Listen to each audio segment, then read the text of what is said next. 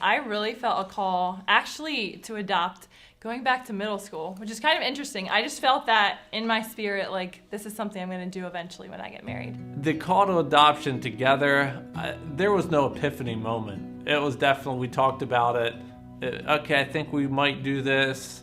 We're pretty busy right now. We have 3 young kids, but this is the time we said we were going to jump off the cliff. And so, all right, I think we should sign up for the classes. I think we'd start the process, and then you get the ball rolling. And we got a call. It was April 2019 about this little boy, but they were wondering if we would accept him into our home. And of course, it's a little bit scary. You're like, we don't know anything about him, and you're like, but we prayed about it, and we just felt like God said, yes, this is what we have for you. When kids come to foster care, they don't come because things have gone well, you know.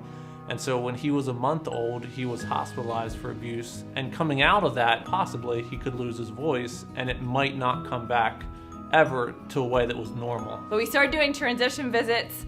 I would say from the very beginning, we saw the Lord's hand clearly in it.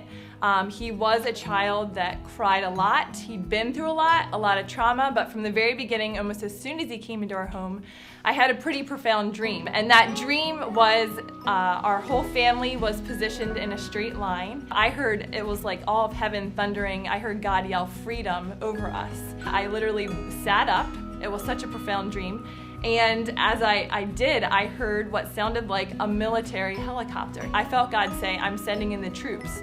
For it felt like a battle, you know, and bringing him into our home. And I really felt like God said, I've got this. You're going to see the freedom and the victory, even if it's going to be a battle. When he came, his cry was very different. He couldn't cry very loud. Probably 6 months with us, that raspy tone was gone. We're not going to get to the end and sit before the great cloud of witnesses or the judgment seat and be like, sir, you made a lot of money. That was awesome. But when we engage in the heart of the Lord and some of the painful things, and when you sign up, I mean, for parenthood in general, you're not signing up for all kicks and giggles, but when you step into that, you agree to walking with them through some of the pain that they're in. And so on the hardest days, they're hard, they're painful, but we're doing it unto Him, and there's something about that that's beautiful, and ultimately it's healing to our own lives.